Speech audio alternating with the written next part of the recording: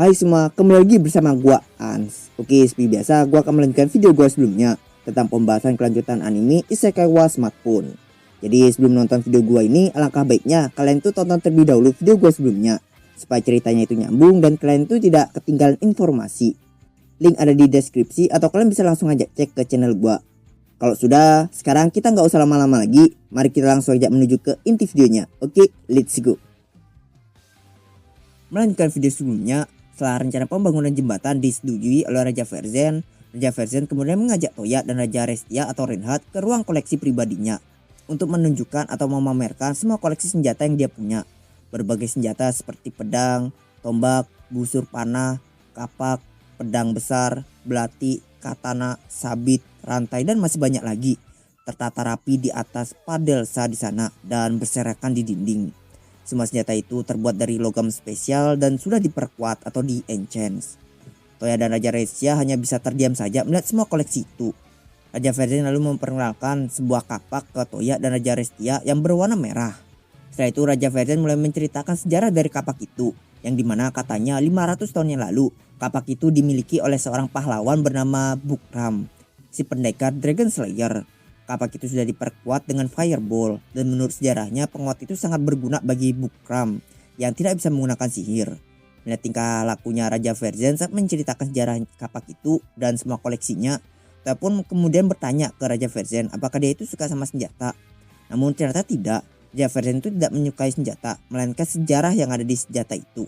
Atau lebih tepatnya dia itu suka kisah hidup para pahlawan yang menggunakan senjata itu. Sejak kecil Raja Verzen itu sudah sangat menyukai cerita sosok pahlawan dan dia sangat mengaguminya hingga sekarang. Bahkan sewaktu kecil dia tuh pernah dengan cerobohnya pergi ke hutan yang ditinggali oleh makhluk sihir. Cuman karena dia itu sangat percaya diri kalau dirinya itu akan menjadi pahlawan di masa depan. Alhasil dia pun dicakar oleh seekor beruang macan tepat di pipinya. Hingga bekas cakarannya itu masih membekas sampai sekarang. Jadi bekas cakaran yang Toya lihat kemarin itu yang ada di pipinya Raja Verzen itu adalah hasil dari kecerobohannya di masa lalu. Lalu Toya pun teringat kalau Yae pernah mengalahkan beruang macan saat menjalankan misi untuk Guild. Setelah mengingat itu Toya pun sadar betapa cerobohnya Raja Verzen dulu. Dan Toya juga dapat menyimpulkan kalau Raja Verzen ini memiliki kepribadian yang ceroboh. Ya karena itu di masa lalunya itu. Kemudian Raja Verzen mengatakan ke Toya kalau sejujurnya dia itu sangat iri sama cara hidupnya Toya yang pernah mengalahkan golem, naga, iblis dan terus bisa masih berpetualang walaupun udah jadi raja. Layaknya seperti pahlawan yang dia kagumi di cerita-cerita itu. Dia sangat ingin hidup seperti Toya sebenarnya. Tapi karena kakaknya yang meninggal cepat, mau gak mau dia itu harus menggantikan posisi kakaknya itu untuk menjadi raja selanjutnya. Yang membuat dia itu tidak bisa hidup seperti Toya. Lalu Raja Verzen minta izin ke Toya untuk memperlihatkan Brunhild atau pistolnya Toya. Karena bentuknya itu aneh yang membuatnya itu sangat tertarik setelah melihat Brunhild.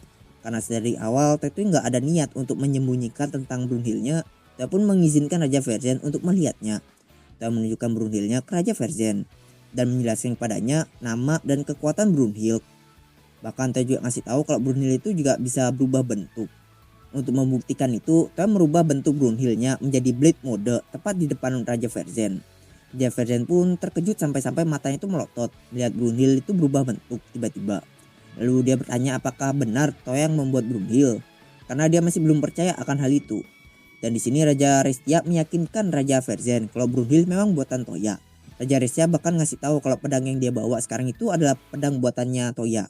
Pedang itu adalah pedang kristal yang Toya kasih sebelumnya sebagai hadiah penobatan Reinhardt menjadi raja. Raja Restia lalu menunjukkan pedang itu ke Raja Verzen. Dan Raja Verzen yang melihat pedang itu pun sangat terpukau. Kemudian Raja Restia menjelaskan betapa tajam dan ringannya pedangnya itu. Namun kelemahannya itu menurut Raja Restia adalah bisa membuat dirinya itu merasa percaya diri bisa memotong apapun. Atau menjadi sombong itulah. Dan apa yang dikatakan Raja Restia itu memang ada benarnya. Senjata yang terbuat dari material monster kristal itu bisa memotong apapun. Kecuali monster kristal kelas atas. Raja Verzen lagi-lagi merasa iri akan hal itu.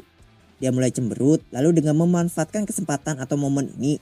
Dia mencoba meminta ke Toya untuk dibuatkan senjata sebagai hadiah gitu.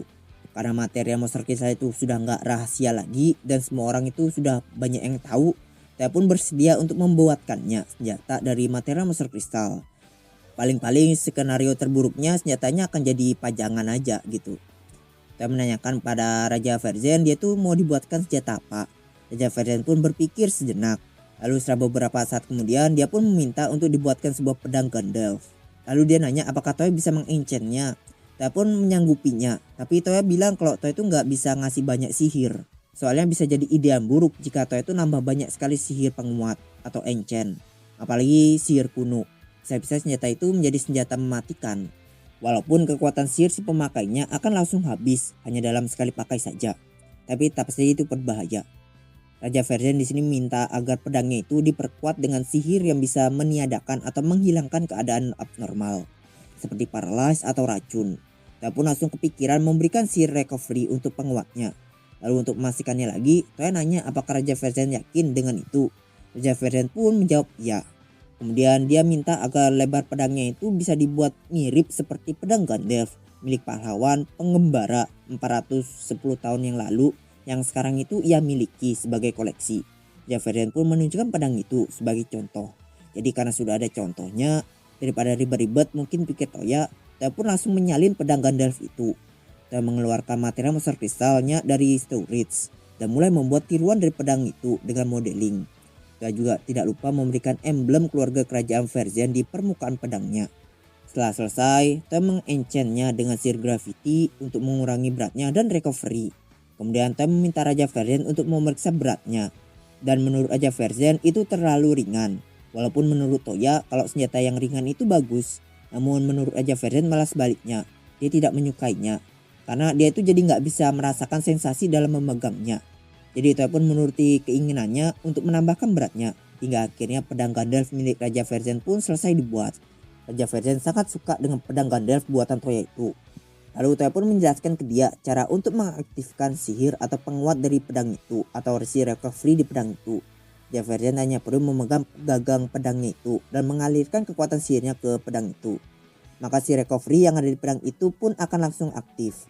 Tapi Toya memberikan peringatan kalau pengaktifannya itu membutuhkan kekuatan sihir yang lumayan banyak. Jadi kelemahan dari pedang itu adalah tidak semua orang bisa memakainya. Setelah mendengar penjelasan dari Toya, Raja Verzen pun berniat ingin mengetesnya. Mendengar Raja Verzen ingin mengetesnya, Toya pun langsung kebingungan. Kemudian Raja Verzen mengambil sebuah belati emas dari koleksi senjatanya. Lalu tiba-tiba dia menyayat lengan kirinya dengan belati itu. Yang tak lama kemudian wajahnya pun berubah menjadi memutih dan keringat keluar dari tubuhnya. Ekspresi wajahnya yang kesakitan pun juga terlihat jelas di wajahnya. Dengan keadaan seperti itu, Raja Verzen menjelaskan kalau belati yang dia gunakan tadi itu dulunya itu milik seorang pencuri Alejandro yang telah diperkuat oleh sihir racun. Jadi itulah alasan kenapa wajah Raja Verzen tadi itu langsung memutih kesakitan. Sontak Toya dan Raja Restia pun langsung panik seketika. Mereka langsung menyuruh Raja Verzen untuk segera mengaktifkan sihir recovery di pedangnya yang Toya buat tadi. Raja Verzen pun menurutinya dan langsung mengaktifkan si recovery di pedangnya. Racunnya pun langsung menghilang dan Raja Verzen pun langsung pulih seperti semula. Toya dan Raja Restia pun langsung bernafas lega. Karena mereka berdua itu hampir aja dicap sebagai kriminal. Sebab di ruangan koleksi itu tidak ada penjaga selain Toya, Raja Restia dan Raja Verzen. Jadi sudah dipastikan kalau Raja Verzen tadi itu tewas karena kengawurannya itu. Toya dan Raja Restia pasti akan dicap sebagai kriminal yang membunuh Raja Verzen. Di lain sisi Raja Verzen malah kegirangan sebab si recovery-nya itu berhasil. Sontak melihat tingkah lakunya itu, Toya pun langsung memarahinya. Toya mengatakan apa yang akan terjadi jika kekuatan sihirnya itu tidak cukup. Raja Verzen pun menyuruh Toya untuk tidak khawatir karena dia itu masih merupakan keluarga kerajaan. Jadi kalau masalah kekuatan sihir Toya tidak perlu cemas. Dan semisalkan memang kekuatan sihirnya itu nggak cukup untuk menyembuhkan dirinya, Raja Verzen yakin kalau Toya akan segera menyembuhkannya. Sontak saya mendengar itu, Toya itu cuma bisa tersenyum pahit aja sambil melirik ke arah Raja Restia. Dan Toya juga sambil ngomel-ngomel gitu dalam hati. Apakah dia itu nggak khawatir kalau Toya itu nggak menyembuhkannya? Atau apakah dia itu nggak berpikir kalau Toya itu nggak memberikan si recovery di pedangnya? Apakah dia itu nggak waspada akan kedua hal itu? Lalu kemudian Toya nanya kenapa Raja Verzen meminta penguat untuk menyembuhkan keadaan abnormal. Apakah Raja Verzen itu dalam situasi berbahaya dan itu berhubungan dengan racun? Mungkin dia tuh kayak punya feeling gitu akan diracuni oleh seseorang. Di sini Raja Verzen secara samar-samar mencoba untuk mengelabui Toya dengan memberikan alasan gitu kalau dia itu cuma minta untuk jaga-jaga aja. Karena dia itu pernah mendengar sebab pepatah mencegah lebih baik daripada mengobati. Tapi entah bagaimana intuisi Toya itu mengatakan kalau dia itu sedang berbohong. Toya merasa kalau dia itu memang sedang dalam bahaya gitu. Namun dia nggak mau memberitahukannya ke Toya atau Raja Restia. Kemudian Raja Verzen pun mengubah topik pembicaraan. Saat Raja Verzen mendengar kalau Toya itu akan datang ke kerajaannya, Raja Verzen ingin sekali berdiskusi tentang sesuatu hal kepada Toya. Toya pun dengan segera langsung menghubungkannya dengan masalah pencurian bagian Flimgir dan masalah tentang nyawanya yang akan terancam. Toya berpendapat kalau Raja Verzen itu memang mengetahui sesuatu tentang pencurian bagian Flimgir, atau Toya itu juga berpendapat kalau dia itu ingin bilang kalau dia itu sedang ditargetkan oleh seseorang. Tapi sayangnya kedua dugaan Toya itu benar-benar meleset. Raja Verzen di sini malah ingin curhat ke Toya. Dengan ekspresi yang malu-malu, Raja Verzen mulai bercerita tentang alasan kenapa di umurnya yang ke-42 tahun ini masih belum menikah juga. Dia beralasan kalau itu karena kakaknya atau Raja Verzen sebelumnya yang naik tahta. Dan dianya juga dulunya itu belum tertarik dengan perempuan. Dia merasa kalau dia itu belum mendapatkan pasangan yang cocok aja dulu. Namun sekarang dia itu akhirnya mendapatkan pasangan yang cocok untuk dirinya. Dan dia menyebut ini itu adalah sebuah takdir yang terlambat. Mendengarkan seorang pria berumur 42 tahun berotot dengan malu-malu bercerita tentang kisah cintanya, Toya dengan seketika langsung merasa jijik. Raja Restia lalu bertanya apakah Raja Verzen itu mau menikah, dan Raja Verzen pun membenarkannya. Mendengar itu Toya pun akhirnya connect dengan alasan kenapa Raja Verzen itu cerita tentang itu tadi. Kemudian Toya pun memberikan selamat padanya. Namun Raja Verzen itu malah minta ke Toya untuk mengatakannya itu nanti saja. Karena dia itu ingin terlebih dahulu mempertemukan Toya dengan calon istrinya. Kemudian Raja Verzen pun menitipkan pesan ke seorang penjaga. Yang kemudian sang penjaga itu pun langsung berlari pergi. Tak lama kemudian seorang wanita bergaun biru pastel pun masuk. Umur wanita itu kira-kira sama seperti Toya, atau lebih tua sedikit dari Toya, sekitar 17 tahun sampai 18 tahunan. Wanita itu memiliki rambut pendek berwarna silver yang indah. Dan Toya bisa merasakan kemauan atau rasa cinta yang sangat kuat di matanya. Lihat sosoknya itu Toya merasa familiar. Lalu wanita itu pun memberikan hormat kepada Toya dan Raja Restia. Kemudian Raja Verzen memperkenalkan wanita itu sebagai tunangannya yang bernama Alicia. Sontak Toya pun terkejut karena jarak umur di antara mereka berdua itu sangat jauh sekali. Tapi yang membuat Toya lebih terkejut lagi adalah hal selanjutnya, yang dimana ternyata identitas Alicia itu adalah putri kedua dari kerajaan Regulus, atau kakak Lu yang Lu khawatirkan di video sebelumnya. Setelah diperkenalkan itu, Alicia pun mengungkapkan rasa hutang budinya pada Toya karena telah menjaga adiknya yaitu Lu. Lalu Alicia menanyakan kabar Lu. Toya pun di sini benar-benar terkejut atau mungkin shock sekali. Toya bahkan sampai berteriak karena shock dengan kenyataan ini. Ini pun jadi masuk akal kalau Toya itu merasa familiar setelah Toya itu melihat sosok Alicia. Toya mulai memikirkan banyak hal tentang pasangan ini. Otak Toya itu masih gak nerima aja. Karena ya ini itu 11-12 kayak pedofil Zabun. Cuman bedanya itu Raja Verzen dan Alicia ini kelihatannya kayak saling mencintai gitu. Tapi lebih dari itu, kenyataan kalau Toya itu akan mempunyai kakak ipar yang setua Raja Verzen yang membuat Toya itu lebih gak terima. Toya sebenarnya sudah merasa puas dengan kakak ipar seperti Jutaro dan Reinhardt. Beberapa saat kemudian setelah Toya itu sudah berhasil tenang, Toya pun kemudian nanya apa yang mau Raja Verzen bicarakan ke Toya. Karena sebelumnya dia itu bilang ingin mendiskusikan sesuatu hal ke Toya. Dan ternyata hal yang ingin dia diskusikan itu adalah mengenai tentang pelamaran Alicia. Raja Verzen itu belum melamar ke pihak Regulus, atau lebih tepatnya dia itu takut ke Raja Regulus. Sebab Raja Regulus itu sudah mempercayai Alicia anaknya itu ke Raja Verzen untuk belajar sihir. Bukannya untuk jadiin pasangan. Tapi setelah mereka berdua itu saling kontak gitu antara guru dan murid, tumbuhlah benih cinta di antara mereka berdua. Hingga akhirnya mereka berdua pun sering mencintai. Jadi karena hal itu Raja Verzen itu ingin meminta ke Toya untuk jadi penengah dalam meminta restu ke Raja Regulus.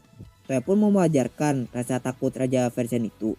Karena ya dia itu sudah diberi tanggung jawab gitu untuk menjaga dan mengajari Alicia. Tapi kok malah berakhir digas gitu kan. Jika Raja Regulus sampai tahu, maka tidak menutup kemungkinan kalau Raja Regulus itu akan merasa kecewa gitu ke Raja Verzen. Dan parahnya mungkin sampai ngajak perang ke kerajaan Verzen. Tapi Toya yakin kok Raja Regulus gak akan berpikir sampai sejauh itu. Namun Toya juga sedikit penasaran reaksi apa yang akan Raja Regulus lakukan tentang masalah ini. Toya pun mengajak Raja Verzen untuk meminta restu ke Raja Regulus atau bapaknya Alicia sekarang juga. Raja Verzen pun sempat menolak gitu. Dia beralasan kalau dia itu belum siap kalau untuk sekarang. Tapi Toya pun memberikan sebuah pepatah gitu ke Raja Verzen. Kalau tidak ada waktu yang lebih baik daripada sekarang. Toya lalu mengirimkan surat kunjungan ke Raja Regulus melalui cermin sihir. Raja Restia merasa khawatir pun menanyakan ke Toya apakah tidak apa-apa membawa Raja Verzen ke Regulus. Dan Toya pikir-pikir lagi, perkataan Raja Restia tadi itu ada benarnya juga. Jika tiba-tiba raja mereka itu menghilang, bisa-bisa orang Verzen itu akan membuat kegaduhan dan mereka akan mengira kalau Toya dan Raja Restia itu telah menculik raja mereka. Jadi setelah Toya mempertimbangkan hal itu, Toya nggak jadi membawa Raja Verzen ke Regulus, melainkan sebaliknya. Toya akan mengajak Raja Regulus ke kerajaan Verzen. Tentu untuk keselamatan juga, Toya juga membiarkan Raja Regulus membawa pengawalnya. Toya pun meminta ke Raja Verzen untuk menyiapkan ruangan yang cocok untuk pertemuan. Dengan segera Raja Verzen pun menyuruh pelayannya untuk menyiapkan ruangan yang Toya minta. Kemudian dengan panik Raja Verzen pun keluar dari ruangan koleksi untuk mengganti bajunya. Saking paniknya Raja Verzen bahkan sampai gak bisa membuka pintu. Hingga akhirnya dia itu diberitahu oleh penjaganya. Setelah itu Raja Verzen membukanya dengan sangat keras sampai pintu itu pun hancur. Melihatnya yang sangat grogi dan panik, Toya pun bertanya-tanya apakah Raja Verzen akan baik-baik saja nanti. Namun malah menurut Alicia sifatnya seperti itu tuh sangat lucu di matanya dia. Dengan itu dari kakak iparnya sendiri, Toya cuma bisa membalas dengan senyuman masam ke Alicia. Sebab Toya itu nggak tahu di mana lucunya, di mana letak lucunya. Singkat cerita, Raja Regulus, Raja Verzen, Alicia, Toya dan Raja Restia, mereka semua berkumpul di ruangan yang sudah dipersiapkan oleh Raja Verzen dan mulai membicarakan tentang pelamaran Raja Verzen. Setelah berbincang-bincang, Raja Regulus menerima Raja Verzen sebagai menantunya. Itu dikarenakan Raja Verzen itu berjanji akan menjadikan Alicia sebagai istri sahnya. Tapi jika Raja Verzen berniat ingin menjadikannya selir, itu maka hasilnya akan berbeda. Akan tapi walaupun Raja Regulus tidak keberatan, Raja Regulus ingin menanyakan sesuatu hal dulu ke Raja Verzen. Dan itu berkaitan dengan pencurian Frimgir Toya. Sebelum kerajaan Verzen itu benar-benar tidak terlibat dengan kasus ini, Raja Regulus tidak akan mengizinkan anaknya menikah dengan Raja Verzen. Raja Regulus pun meminta ke Toya untuk membuat agar pembicaraan mereka itu mulai sekarang tidak terdengar oleh pihak lain selain mereka. Toya pun mengikuti keinginan Raja Regulus dan langsung mengaktifkan Seer Silent ke sekeliling mereka. Setelah itu Raja Regulus meminta lagi untuk menjelaskan ke Raja Verzen tentang pencurian Frimgir dan hasil investigasi Toya. Toya pun mulai menjelaskan semuanya ke Raja Verzen yang panik karena merasa telah membuat sebuah kesalahan gitu sampai-sampai nggak direstui. Singkat cerita, setelah mendengar cerita dari Toya, Raja Verzen pun langsung membantah bahwa pihaknya itu melakukan tindakan pencurian itu. Raja Restia pun mencoba menenangkannya dengan mengatakan kalau pihak Toya juga tidak mencurigai pihak Raja Verzen. Namun kemungkinannya sangat besar kalau si pencuri itu berada di kerajaan Verzen. Jadi singkatnya pihak Toya itu cuma ingin minta petunjuk dari Raja Verzen. Sambil memegang janggutnya, Raja Verzen pun mulai berpikir. Lalu dia berpendapat kalau pelakunya itu kemungkinan adalah dari asosiasi emas Gordian. Toya pun menanyakan apa itu asosiasi emas Gordian. Karena yang Toya tahu adalah The Gordian Knot. Raja Verzen pun mulai menjelaskannya. Kerajaan Verzen dijuluki sebagai kerajaan sihir itu dikarenakan penelitiannya. Namun itu pengecualian untuk sihir tabu. Kerajaan Verzen melarang keras penelitian tentang sihir tabu. Tapi ada beberapa orang yang tetap melakukan penelitian, eksperimen dan mencoba membangkitkan sihir tabu itu dari balik layar. Dan kelompok itu adalah asosiasi emas Gordian ini. Sihir tabu ini itu tuh contohnya seperti sihir kutukan yang tidak bisa disembuhkan atau sihir yang menyebabkan bencana dengan sebuah tumbal yang banyak. Walaupun ini tuh masih spekulasi Raja Verzen, tapi Raja Verzen tuh tahu kalau mereka itu tidak hanya tertarik dengan sihir tabu saja, melainkan mereka itu juga tertarik untuk meneliti artefak kuat. Raja Verzen pun juga diberitahu kalau mereka itu juga punya member dari berbagai bidang, seperti insinyur, pembuat benda sihir, penyihir, sarjana, dan pedagang. Raja Verzen dan Raja Regulus terus membicarakan tentang hal itu. Namun di lain sisi, Toya yang mendengar perihal sihir tabu, dadanya pun langsung jadi sakit. Dan Toya itu merasa gelisah gitu. Alasan Toya seperti itu karena Toya itu bisa menggunakan sihir tabu. Bahkan di perpustakaan Babylon ada banyak sekali buku sihir mengenai sihir tabu. Untuk saat ini Toya memutuskan untuk diam saja sambil tetap berwaspada. Lalu Toya juga sempat membela dirinya gitu, tapi cuma dalam hati saja. Di sini Toya menjelaskan sihir yang bisa bikin bencana, yang termasuk sihir tabu tadi itu seharusnya nggak memakai tumbal seperti yang dikatakan Raja Verzen. Sihir bencana itu hanya memerlukan banyak sekali kekuatan sihir untuk mengaktifkannya. Sekitar 1000 orang harus merapalkan mantra ini agar sihirnya itu bisa aktif. Dan mentok-mentok mereka itu akan pingsan gara-gara kehabisan sihir. Jadi sihir bencana itu nggak semengerikan itu. Alasan sihir bencana ini dibilang tabu menurut Toya itu karena orang-orang zaman dulu itu sudah melebih-lebihkannya. Lanjut ke percakapan tentang asosiasi emas Gordian. Raja Regulus nanya ke Toya apakah Toya itu bisa mencari orang-orang dari asosiasi itu dengan sihir Toya. Sayangnya Toya menjawab tidak bisa. Soalnya Toya belum pernah melihat wajah salah satu dari mereka. Jadi Toya tidak bisa melacak mereka ada di mana. Selain itu, hal yang terpenting lainnya adalah di kerajaan Verzen ini terlalu banyak dipasangkan barir yang secara otomatis membuat sihir Toya itu nggak bisa bekerja. Kemudian Raja Verzen pun mengatakan hal yang sedikit mengejutkan gitu. Yang dimana dia itu mengatakan kalau seharusnya asosiasi emas Gordian itu sudah hancur dulu. Raja Regulus yang mendengar itu pun langsung nanya apa maksud dari Raja Verzen. Lalu Raja Verzen pun mulai menjelaskan di mana 20 tahun yang lalu asosiasi emas Gordian mencoba untuk membangkitkan sebuah sihir tabu. Namun kakaknya atau raja sebelumnya, Leopold Force Verzen, mencegah rencana mereka itu setelah mengetahuinya.